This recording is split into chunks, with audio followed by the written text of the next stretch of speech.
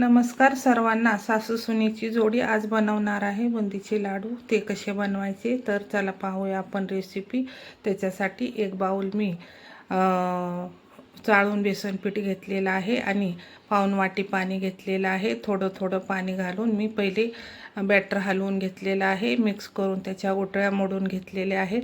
हे पहा, आता मी थोडं थोडं पाणी घालून ते बॅटर मला जसं हवं आहे तसंच बनवलेलं आहे। हे पाहू शकता। आता तिकडे मी कढईवर गॅसवर कढई तापत ठेवून त्याच्यामध्ये तूप घालून घेतलेलं आहे।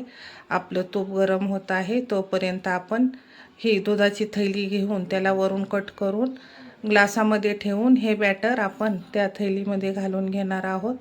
पाहू शकता। आता आणखी थोडंसं बॅटर घालणार आहे।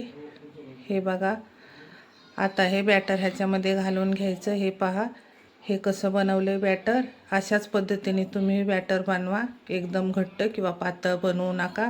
आता एकदम छोटंसं होल पाडून टोकाला त्याच्या थैलीच्या हे पहा आपण बुंदी पाडून घेतलेली आहे। ही पहा कशी सुंदर मोतीचूरची बुंदी पडलेली आहे। एकदम मोत्यासारखी बुंदी झालेली आहे। आता आपण कढई गरम करायला ठेवली होती। आता त्याच्यासाठी आपण 1 वाटी साखर आणि 1 वाटीला थोडं कमी पाणी घातलेलं आहे। त्याच्यामध्ये ऑरेंज कलर घातलेला आहे आणि अर्धा चमचा वेलची पावडर घातलेली आहे। साखर विरघळेपर्यंत मंद गॅसवर हे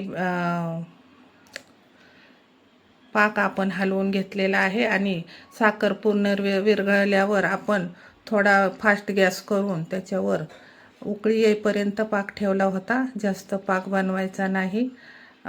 1 किंवा 2 तारेचा पाक अजिबात बनवायचा नसतो। हे पहा, 2 चमचे तूप घालून घेतलेला आहे। थोडा चिकटपणा हाताला लागला की आपला पाक तयार होतो। हे पहा, आता मी गरम कढईमध्ये गॅस चालू असतानाच बुंदी मिक्स करून घेतलेली आहे। 1-1.5 तास झाकून ठेवलं होतं। आता 1-1.5 तासांनी उघडलेलं आहे आणि त्याच्यामध्ये मगज बी घातलेले आहे आणि पुन्हा मिक्स करून घेतलेलं आहे आणि लाडू वळायला घेतलेले आहेत। हे पाहू शकता, बुंदी किती छान झालेली आहे आणि पाकही आपला चांगला झालेला आहे। त्याच्यामुळे हे लाडू सहज वळल्या जातात। पाहू शकता। हे पहा, मी लाडू वळून घेत आहे। लाडू व्यवस्थित वळून घेतले। हे बघू शकता, व्यवस्थित लाडू म्हणजे आपली बुंदी ही छान झालेली आहे आणि पाकही चांगला झालेला आहे। कसे वाटतात आमचे लाडू? कसे वाटतात आमचे लाडू? हे पहा, चॅनलला सबस्क्राईब करा, लाईक करा, शेअर करा, कमेंट करा। हे पहा, मी फोडून दाखवत आहे किती रसरशीत लाडू झालेला आहे। धन्यवाद।